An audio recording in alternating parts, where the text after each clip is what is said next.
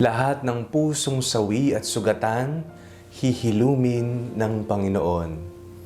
Ako po si Father Fiel Pareha at ito po ang ating segment, ang Daily Devotion, na kung saan tayo po ay magdarasal, magbabasa at magninilay kasama ng salita ng Diyos sa buong taon. Manalangin tayo. Sa ngalan ng Ama, ng Anak at ng Espiritu Santo. Amen. Halina, Banal na Espiritu, liwanagan mo ang aming puso at isip, nang maunawaan at may sa buhay namin ang iyong salita. Amen.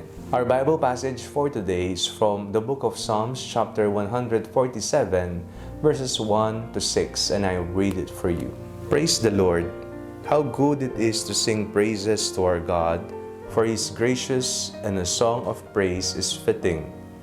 The Lord builds up Jerusalem. He gathers the outcasts of Israel. He heals the brokenhearted and binds up their wounds. He determines the number of the stars. He gives to all of them their names. Great is our Lord and abundant in power. His understanding is beyond measure. The Lord lifts up the downtrodden. He casts the wicked to the ground. Kapag po tayo ay nasugatan sa ating balat, sa ating mga tuhod, kapag nadapa, kapag tayo ay aksidente na nahiwa mo ang iyong sarili habang ikaw ay nagluluto, di ho ba masakit na? Kahit na maliit lamang ang galos sa ating balat, masakit na.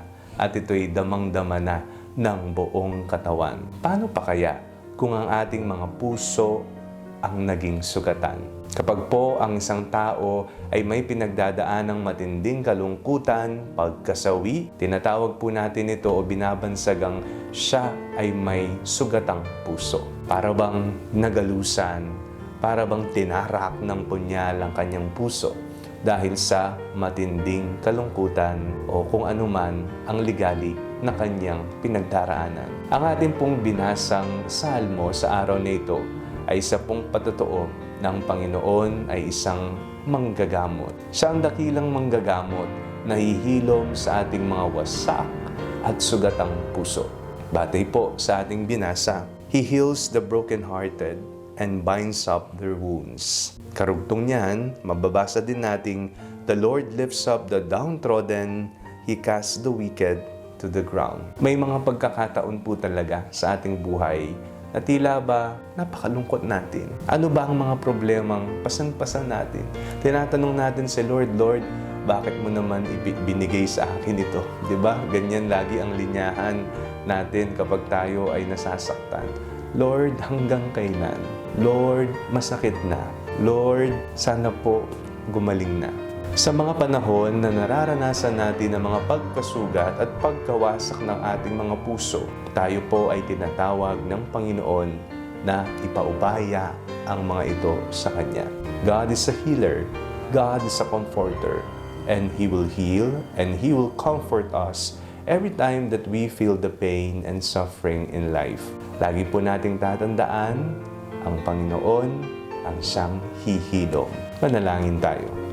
Panginoong Jesucristo, pagalingin niyo po ang aming mga sugatang puso, mga pasaning napakabigat, ang mga problemang nagbibigay pasakit sa amin. Panginoon, samahan po ninyo kami at huwag na huwag niyo po kaming pababayaan.